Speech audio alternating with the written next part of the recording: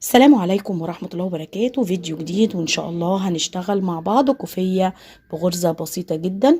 الغرزة كنا اشتغلناها قبل كده بالشكل المثلث، واشتغلناها كمان بالشكل المربع. في الفيديو ده إن شاء الله هنشتغلها بالشكل المستطيل، هنشتغلها كوفية. ولو انت طبعا عايزة تكبري المقاس وتشتغليها شال، الموضوع هيكون بسيط جدا، مجرد ان انت بتغيري في المقاسات اللي بتشتغليها. معايا الخيط اللي هشتغل بيه خيط ناكو تروفا، الشلة دي 100 جرام. الخيط تركي انا جايباها ب20 جنيه. عدد الامتار 212 متر، وبيقترح عليكي ابرة مقاس 4.5. انا هشتغل معاكم في الفيديو بابرة مقاس 5. اول حاجة هعمل عقدة البداية وهشتغل 6 سلاسل. 1 2 3 4 5 6. بلف الخيط على الإبرة وبعد سلسلة 2 3، وباجي على السلسلة رقم 4 وبشتغل فيها عمود بلفة. السلسلة اللي بعدها اشتغل كمان عمود بلفة، والسلسلة الثالثة عمود بلفة. كده معايا البداية ارتفاع و3 عمود ورا بعض. بعد كده بشتغل 6 سلاسل. 3 4 5 6. ال6 سلاسل دول بداية كل السطور اللي جاية معايا، تمام. الارتفاع ومعايا 3 سلاسل بشتغل فيهم بنفس الوضع اللي انا فيه، ما بلفش الشغل، بلف الخيط على طول. بصوا انا ما لفتش الشغل ولا حاجة. وبعد سلسلة 2 3، وباجي على السلسلة رقم 4 بشتغل فيها عمود بلفة. السلسلة اللي بعدها كمان عمود بلفة.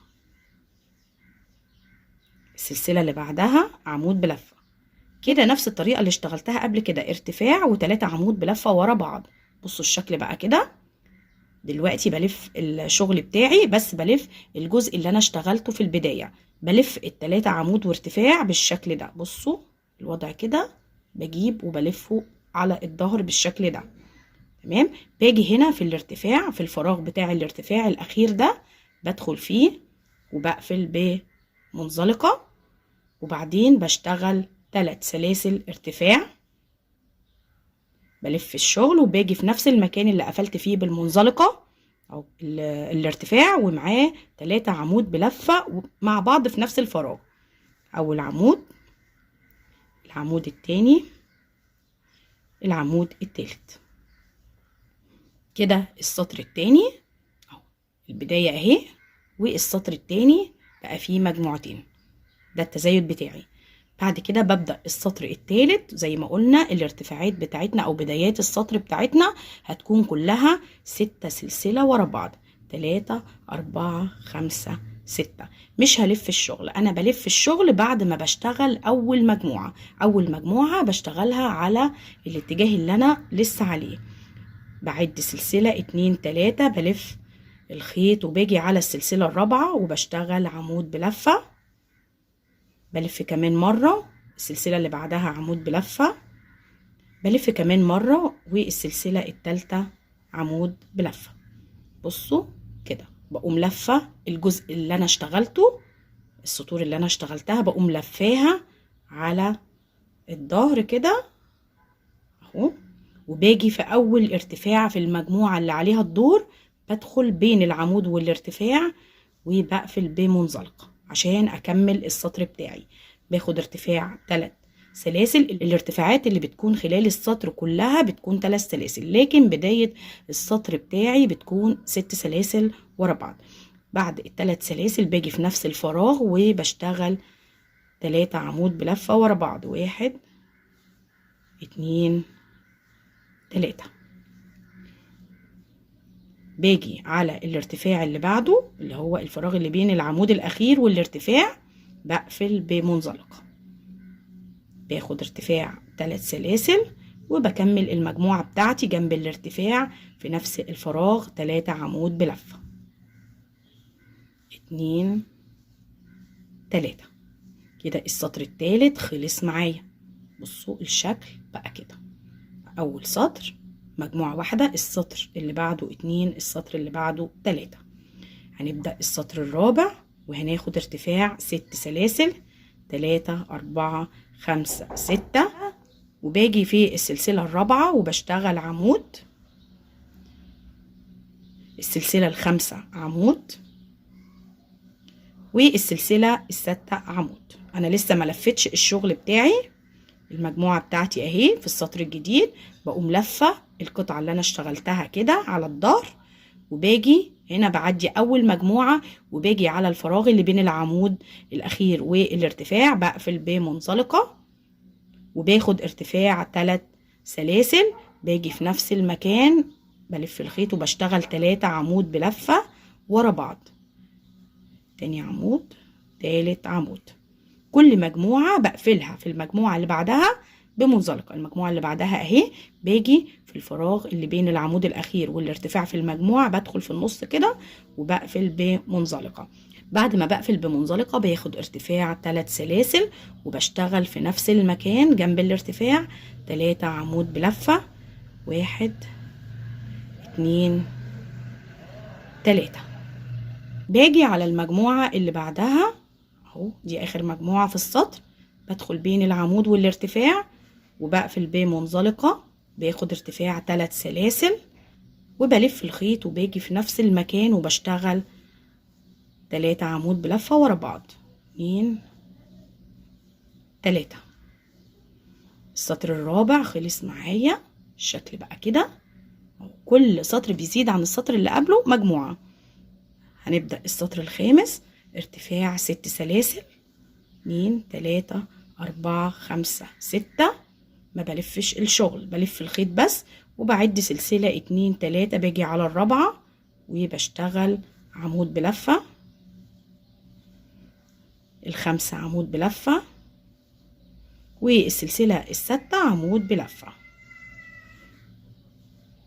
بعد ما بشتغل المجموعة الأولى في السطر بلف القطعة بتاعتي كلها اللي أنا اشتغلتها، تمام، بلفها كده على الظهر وباجي على أول مجموعة بتقابلني أهي، باجي وبدخل بين العمود والارتفاع وبقفل بمنزلقة، ارتفاع 3 سلاسل، 2 3. بلف الخيط في نفس المكان، بشتغل 3 عمود بلفة، 1 2 3. اخر مجموعة في السطر الخامس اهو بقفلها هنا، باجي بين العمود والارتفاع بقفل بمنزلقة وباخد ارتفاع 3 سلاسل، بشتغل 3 عمود بلفة في نفس المكان، 2 3. كده معايا 5 سطور. احنا بنشتغل بنفس الطريقة لحد ما ضلع المثلث ده يوصل للعرض بتاع الكوفية اللي انا عايزاه. يعني هشتغل لحد ما اقيس الجزء ده والاقيه وصل للمقاس المطلوب. الكوفية بتاعتنا بتبدأ من 15 معاكي لحد 30 سنتي. لو انت هتشتغليها شال هتوصلي الجزء ده ل 60 سنتي. انا هشتغل لحد ما اوصل للمقاس اللي انا عايزاه وهرجع لكم عشان نشتغل الخطوة التناقص مع بعض. وصلت تقريبا للعرض المناسب للكوفية بتاعتي. زي ما انتم شايفين الشكل لسه مثلث، تمام. هنحوله بقى المستطيل ازاي؟ قبل كده حولناه لمربع وعملنا تناقص من الجنبين اللي احنا شغالين فيهم، يعني كل جنب بروح وبشتغل وبعمل تناقص فالمربع بيقفل معايا. المرة دي انا هعمل تناقص من جنب واحد. خلاص الناحية العالية بتاعتي دي خلاص، ده العرض بتاع الكوفية اهو. الناحية العالية بتاعتي دي ما بعملش فيها تناقص. التزايد بتاعي اللي انا شغالة بيه اللي هي دايما البداية بتاعتي 6 سلاسل، 1 2 3 4 5 6، بنفس الطريقة اللي بنبدأ بيها كل السطور. بلف الخيط وبعد سلسلة 2 3 وباجي في الرابعة وبشتغل عمود بلفة، والخامسة عمود بلفة، وفي السلسلة رقم 6 بشتغل عمود بلفة. بلف القطعة بتاعتي على الجنب التاني، باجي وبقفل هنا في اول فراغ بين العمود والارتفاع هنا. بصوا المجموعة بتاعتي اهي، اخر حاجة عمود وارتفاع، باجي في النص بينهم وبقفل بمنزلقة وبكمل السطر بتاعي عادي، ارتفاع 3 سلاسل وبشتغل في نفس المكان 3 عمود بلفة. السطر بيكمل عادي جدا بنفس الطريقة لحد اخره ما عدا المجموعة الاخيرة. انا هكمله وهرجع لكم علشان نبدأ نعمل التناقص مع بعض. وصلت لنهاية السطر وهبدأ اعمل التناقص. اشتغلت اخر مجموعة، هاجي في الفراغ اللي بين العمود الاخير والسلسلة وهقفل بمنزلقة. لو انا شغالة وعايزة اكمل المثلث كنت بشتغل 3 سلاسل ارتفاع وبكمل المجموعة بتاعتي 3 عمود في نفس المكان. لا، انا هقفل بمنزلقة بس. اهي بصوا المنظر اهو. اخر مجموعة باجي وبقفل بمنزلقة بس، وبلف الشغل بتاعي على الجنب التاني على طول، وبشتغل في اول عمود يقابلني غرزة منزلقة، في العمود التاني منزلقة، والعمود التالت منزلقة. بعد كده في الفراغ اللي بين العمود الاخير والارتفاع بدخل وبشتغل منزلقة، وبعد كده باخد ارتفاع 3 سلاسل، وفي نفس المكان بشتغل المجموعة بتاعتي اللي هي 3 عمود بلفة جنب الارتفاع. ده الجنب اللي دايما هعمل فيه تناقص. انا بعمل تناقص دايما في جنب واحد بس، خلاص. وعشان ما تتلخبطيش هتيجي هنا وهتعلمي الجنب ده عشان تعرفي ان انت بتعملي تناقص في الجنب ده بس. تمام. هنا هنكمل السطر بنفس الطريقة اللي احنا متعودين نشتغل بيها. او المجموعة اللي بعد كده هنا بين العمود والارتفاع بقفل بمنزلقة ارتفاع 3 سلاسل، مجموعة جديدة تتكون من 3 عمود بلفة جنب الارتفاع، 2 3. المجموعة اللي بعدها بقفل فيها بمنزلقة في الفراغ ده، وبعد كده ارتفاع 3 سلاسل، بلف الخيط وبشتغل 3 عمود بلفة في نفس المكان. تمام. بكمل السطر كله بنفس الطريقة، هي طريقة الشغل واحدة، والغرزة بتاعتنا تكرار سطر واحد، لكن التناقص بنعمله من جنب واحد وبنشتغل التزايد زي ما احنا من الجنب التاني. بصوا حتى الجنب اللي انا حطيت فيه العلامة بصوا بدأ ياخد الشكل ده، ما بقاش اخد الشكل المثلث. طبعا مع الشغل والتكرار السطور الشكل الكوفية بيبان اكتر. انا هكمل لنهاية السطر وهرجع لكم علشان نشتغل اخر مجموعة مع بعض ونبدأ السطر اللي جاي سوا. وصلت لنهاية السطر، هنشتغل فيه تزايد عادي، وهاجي في اخر فراغ بين العمود الاخير والارتفاع هقفل بمنزلقة وهاخد 3 سلاسل ارتفاع، وهشتغل المجموعة بتاعتي 3 عمود بلفة في نفس المكان اهو. اشتغلت في اخر مجموعة اشتغلت فوقيها اهو. تمام. بعد كده بداية السطر بصوا انا معلمة هنا ده السطر اللي ببدأه عادي ب6 سلاسل. تمام. هاخد ارتفاع 6 سلاسل، 1 2 3 4 5 6، بلف الخيط وباجي على السلسلة الرابعة 1 2 3 4، بشتغل عمود بلفة، اللي بعديها عمود بلفة، السلسلة اللي بعديها عمود بلفة، هلف الشغل على الاتجاه التاني كده. تمام. بصوا العلامة اهي. هكمل السطر بتاعي شغل عادي جدا اهي. فوق كل مجموعة باجي قبل الارتفاع وبقفل بمنزلقة ارتفاع 3 سلاسل، بشتغل 3 عمود في نفس المكان، وبعدين المجموعة اللي بعدها بقفل قبل الارتفاع هنا كده بمنزلقة ارتفاع 3 سلسلة و3 عمود في نفس المكان. بكمل السطر عادي جدا اهو، بكمله بنفس الطريقة، بقفل في كل الفراغات اللي بين الارتفاع والعمود الاخراني في كل مجموعة لحد ما اوصل لاخر مجموعة، وهنرجع نعمل التناقص مرة تانية مع بعض. وصلت لاخر السطر واشتغلت اخر مجموعة اهو. الجنب اللي بنشتغل فيه تناقص العلامة اهي. هنيجي بين العمود الاخير والارتفاع هقفل بمنزلقة، ومش هاخد ارتفاع ولا اي حاجة، انا هلف الشغل بتاعي وهشتغل على الجنب التاني على طول. هيقابلني اول مجموعة في السطر عشان اوصل للفراغ اللي بين العمود والارتفاع في اخر المجموعة الاولى. هاخد منزلقة في كل العواميد اللي هتقابلني، اول عمود، منزلقة في تاني عمود، منزلقة في تالت عمود، وكمان منزلقة بين العمود والارتفاع هنا. اخد منزلقة وارتفاع 3 سلاسل، وهشتغل في نفس المكان 3 عمود بلفة جنب الارتفاع. 2 3. السطر بيكمل بنفس الطريقة اللي احنا اشتغلناها من البداية. بقفل كل مجموعة بشتغلها، بقفلها كده في المجموعة اللي بعدها بين العمود والارتفاع بالشكل ده بمنزلقة، وببدأ مجموعة جديدة بارتفاع 3 سلسلة، بلف وبشتغل 3 عمود في نفس المكان. 2 3 بالشكل ده. برجع تاني بقفلها هنا في الفراغ ده بمنزلقة، واخدتوا بالكم بدأت تاخد الشكل ده. تمام، ده شكل، دي عينة انا شغلاها، انا اشتغلت المقاس اللي انا محتاجاه اهو. بصوا وزعت الالوان بالشكل ده. طبعا هي خطوة واحدة اللي باقية التناقص التاني، يعني انا بشتغل تناقص في جنب واحد علشان الكوفية بتاعتي تطلع يعني مستقيمة من الجنبين.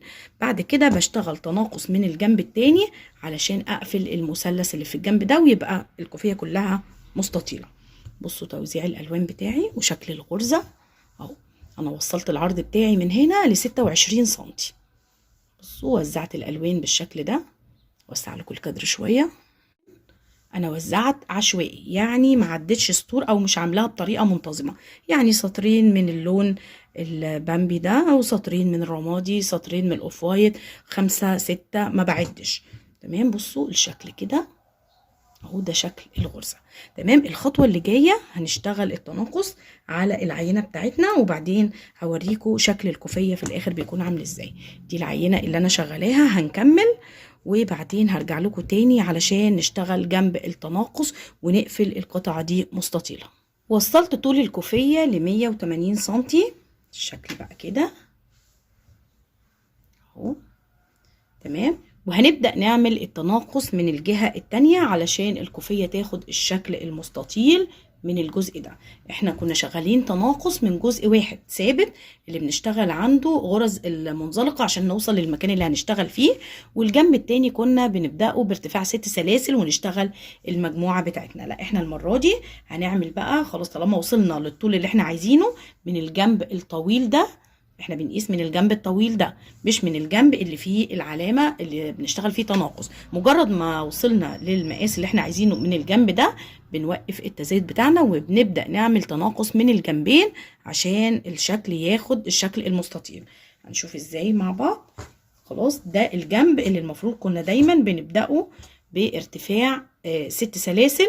لا خلاص، احنا مش هنشتغل بالطريقة دي تاني، احنا هنشتغل زي الجنب التاني بالظبط، وهنشتغل في اخر مجموعة بتقابلنا بندخل وبناخد منزلقة وما بنكملش شغل فوق اخر مجموعة. احنا بنلف الكوفية على الجنب التاني كده بالشكل ده على الظهر، بناخد منزلقة ونلف الشغل على طول، وبنيجي في اول مجموعة بتقابلنا بنشتغل في اول غرزة منزلقة، الغرزة التانية منزلقة، والغرزة التالتة كمان منزلقة، وبنيجي هنا بين العمود والارتفاع بناخد منزلقة وبناخد ارتفاع 3 سلاسل، بنلف وبنشتغل 3 عمود بنفس الطريقة.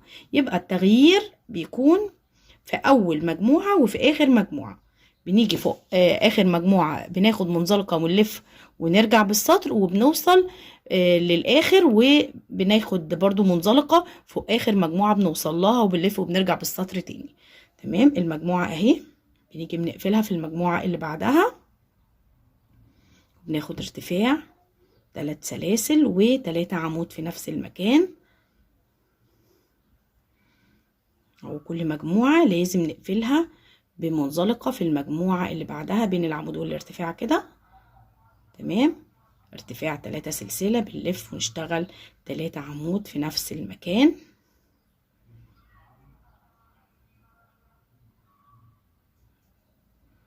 العمود الثالث، وصلت لنهاية السطر عند الجزء اللي بنشتغل فيه التناقص اخر مجموعة. بصوا الشكل، باجي وبقفل فوق اخر السطر هنا بين العمود والارتفاع، بقفل بمنزلقة كده وبلف السطر اهو، بلف السطر بتاعي كده، وبرجع اشتغل على الجنب التاني للكوفية بنفس الطريقة. اول غرزة بتقابلني منزلقة، الغرزة اللي بعديها منزلقة، الغرزة التالتة منزلقة. تمام، بين العمود والارتفاع منزلقة عشان ده المكان اللي هشتغل فيه ارتفاع 3 سلسلة. وبعد كده بشتغل المجموعة بتاعتي اللي بتتكون من 3 عمود بلفة جنب الارتفاع. طبعا السطر بنشتغله بنفس الطريقة، مفيش اي تغيير خالص، التغيير بيكون في بداية السطر ونهايته. بشتغل في البداية تناقص مجموعة، وفي نهاية السطر تناقص مجموعة، وبلف وبرجع. بصوا لو احنا اخدنا بالنا السطر من هنا بعد ما كان طالع كده اخد الشكل المثلث، بصوا هنا بدأ يتساوى بالشكل ده، بدأ يلم من هنا وهيقفل كده الجزء ده، هيقفل مستطيل. تمام، انا هشتغل رايح جاي وهشتغل تناقص من الجنبين زي بعض بالظبط، تناقص من هنا مجموعة وتناقص من هنا مجموعة، وبلف لحد ما عدد الغرز يقل معايا ويوصل ان الكوفية هتقفل معايا. هكمل الجزء ده وهرجع لكم نشوف الشكل وصل لايه ونشتغل اخر مجموعة مع بعض. وصلت كده لاخر الكوفية، باقي معايا سطرين 2 بس والكوفية تتقفل معايا. هنشتغلهم مع بعض اهي. بعد ما عملت تناقص ده الجنب، بصوا لم ازاي وبدأ يكون متساوي. خلاص زي ما احنا قلنا بنعمل تناقص من الجنبين عشان نقفل المثلث بتاعنا نخليه شكل مستطيل. باجي باخد منزلقة، العمود اللي بعده منزلقة، والعمود الثالث منزلقة، وبين اخر عمود وارتفاع بدخل وباخد منزلقة. وبعد كده 3 سلاسل ارتفاع، بلف الخيط وبشتغل 3 عمود في نفس المكان.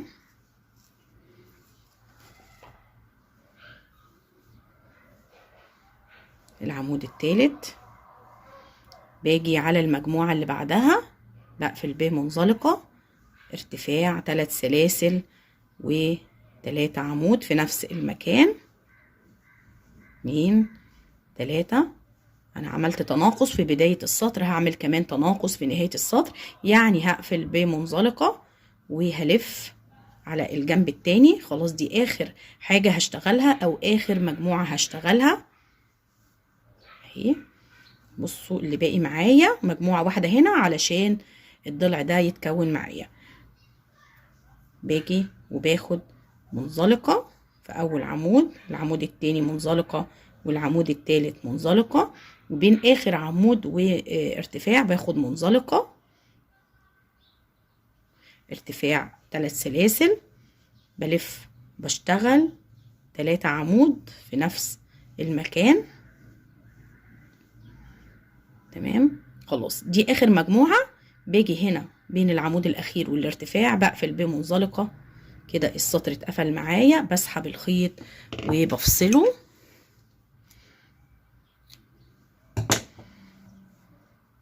نشوف بقى، بصوا الجنب بقى متساوي ازاي. تمام، بصوا بقى شكلها جميل جدا. شوف بقى شكل الكوفية كامل والوانها اهو. تمام، بصوا الالوان زي ما قلت لكم انا وزعت الالوان عشوائي، ما حددتش عدد سطور لكل لون. للبنات اللي بتسأل على الشغل بالخيوط الرفيعة، ممكن طبعا الغرزة دي تشتغليها بالخيوط الرفيعة لحد الأنجورة، كمان ممكن تشتغليها وهتطلع كمان جميلة.